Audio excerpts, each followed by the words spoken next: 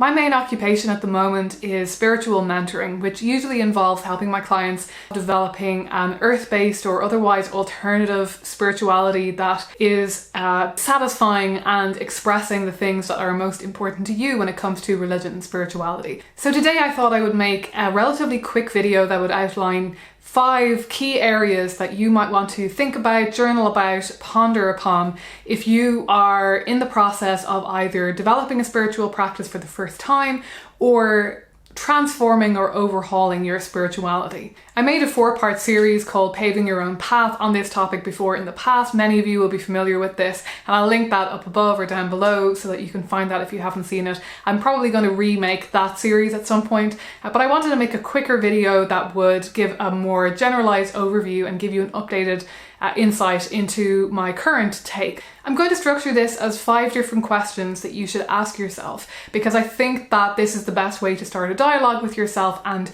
to really become clear on what it is that you are actually trying to achieve. And I think once you've sorted that out, once you've figured that out on various different levels, then you're on the right track towards constructing a spiritual practice that feels really powerful for you and really meaningful. The first question that I think that is really important for you to ask yourself if you're in this process is where are you coming from? I often start out my mentoring sessions with clients by asking them to describe to me their spiritual or religious background and basically tell me the story of their spiritual development, because this is just a really good way not only for me to get an understanding of where they're coming from, but also for them to start piecing together their narrative of their spiritual development and to start to see how they have gotten to the point that they are currently at. And I think most importantly, to start realizing what has been working for you spiritually or religiously and what has not. So when you really think about your journey so far, whether you have been raised in a religious tradition or not, when you really think so far about your own experiences, what you have associated with the ideas of religion and spirituality, what you have felt around those things, what practices you have and haven't done in the past, things that you maybe have been interested in that you haven't tried, things that you have felt pressured to be a part of, like if you have been raised in a particular religion.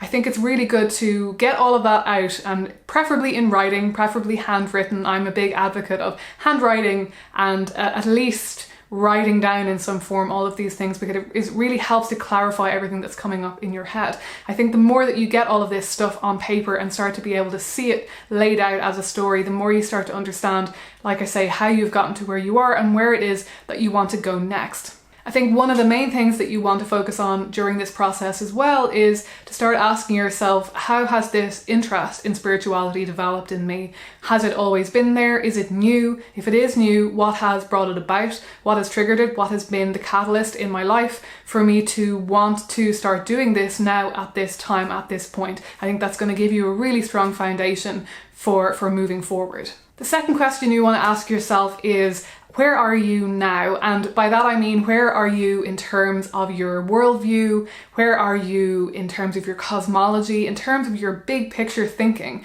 and in terms of your relationship to spirituality and religion? Where are you now? Where is your head at? What is important to you? What are the concepts that are really drawing you in, that are exciting you? And but also this links into that, looking at the path and the narrative and how you have developed up to this point spiritually, because you also want to be honest with yourself about what you actually are doing at the moment, what you actually have been able to bring yourself or make yourself do, because sometimes we have ideas in our heads of the kind of spiritual person that we want to be, but we're not being that person yet. So this is a good time to do both of those things, to be honest with yourself. If you tell yourself that you have a spiritual practice, for example, that follows the wheel of the year, but you haven't actually been following the wheel of the year, you haven't been actually celebrating those Sabbaths, this is a good time to look at that and acknowledge and say, okay, well, I actually haven't been doing that, but that is something that is important to me right now. I have decided that that is something that I want to move forward and actually get serious about as I go forward. But I think the main thing that I want you to focus on with this question is to ask yourself about your cosmology, about your worldview. And this is going to be hugely informative, generally speaking, for most people on your spiritual practice and on what it is that you actually want to be doing and thinking and feeling. So this can look like symbolically representing your entire cosmology, your entire understanding of cosmos on an altar or through a ritual. That might be something that's important to you. You might want to enact the story of the universe in your spiritual practice. Or there might be more abstract concepts that are the most important thing to you, the foundation of the world, of your experience of the world and of life. For you might be a more abstract idea like love or gratitude, things like that. And you might want to have a daily practice maybe where you can express those ideas and find ways to invite them into your life more by having a very mindful, directed practice that you make time for in your day, or at least in your week or in your month on a regular basis. Generally speaking, I think that if you're feeling called to either start a spiritual practice or to change your spiritual practice, there is probably something in you, a feeling, an idea that is not being adequately expressed. So what you're moving towards in this step is starting to figure out what that is. What is it that is within you that needs to be expressed? So what is it right now where are you in your world? What is your place in the world in your own mind right now? And what is the most important thing for you, generally in a very big picture sense? Because chances are, if you are feeling a need to change things spiritually, that core fundamental idea is not being adequately expressed, and that is maybe what you want to move towards doing. The next question is really intricately related to that, and it is, when do you feel this the most? So whatever that is, whatever that idea or feeling within you that you think is the most important thing, at least right now, in the world for you, whatever that thing is that needs to be expressed, that you think is important, that is foundational for you, when do you feel it? When is it that you feel most connected to that feeling or to that idea? Is it when you're out in nature? If it is when you're in nature, is it a specific type of natural environment? Is it when you are in a forest? Is it when you're near the sea? And start to tap into and ask yourself, why specifically that? What is it exactly about that particular environment that brings that out in me? It might not be when you're out in nature, it might be when you are in a cathedral, when you are with loved ones having particular kinds of conversations, when you are in a particular mindset, when you're making food, when you're creating art. There are so many different times that you can be having those experiences and feelings that are awakening in you the desire to express them spiritually. So that is often a really key question that I can ask a client, and it's tricky. Sometimes it needs to be asked in the right way, and sometimes we need to really dig into it, into the specifics. But the fundamental idea is, when and where do you feel this thing that is driving your desire to have a spiritual practice? And it might not be always in the times and places that you would expect. So allow yourself to be quite open-minded about this. And if you think of a certain time and place that this arises, then take that seriously and start thinking about ways that you can actually invite that into your spiritual life. The next few questions get a bit more practical. The first one is, how do you picture it? And by that I mean, how can you start to symbolize this? What can it start to look like in a concrete manner, whether it is through symbols on an altar, whether it is through actions that you are performing every day, or what have you.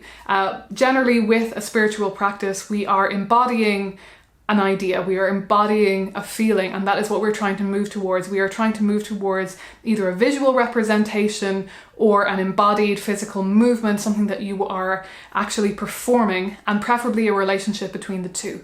So this is going to be the crux of how you actually decide what it is that you are going to be doing on a daily, weekly, monthly basis, whatever time frame sounds right for you, and we'll talk about that in a second.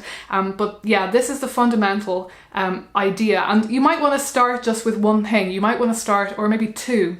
You might want to start with a primary symbol or set of symbols that encapsulates your worldview? So to go back to question number 2, and then also, are there ways that you can maybe bring this about through actions that you take? And that might lean more into question number 3, where you ask yourself, when do you feel this and where do you feel this feeling, this spiritual feeling?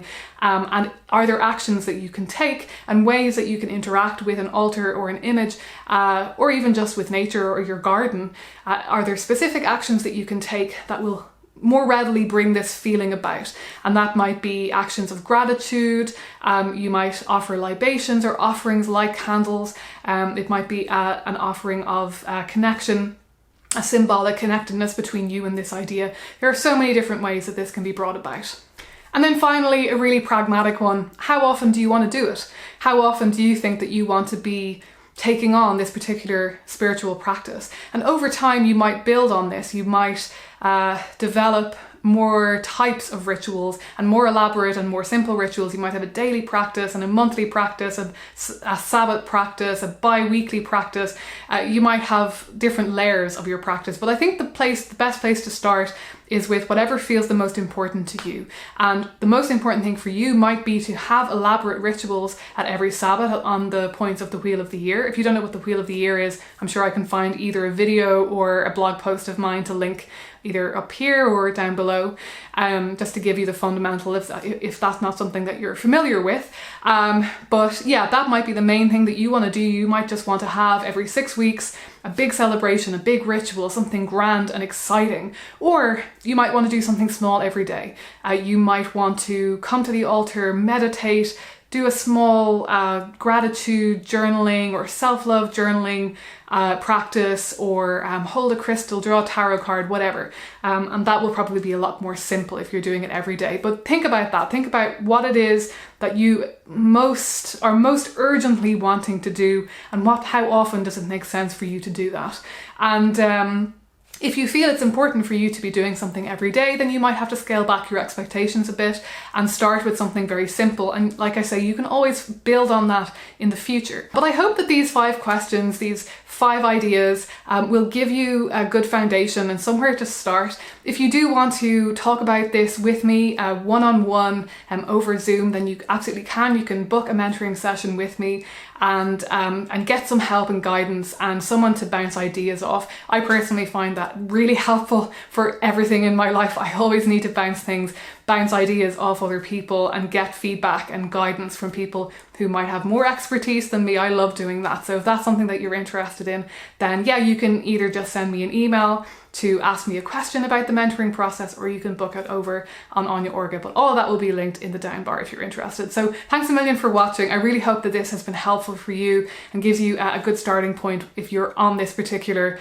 journey of starting fresh or starting from scratch and building up a spiritual practice that feels meaningful and important to you.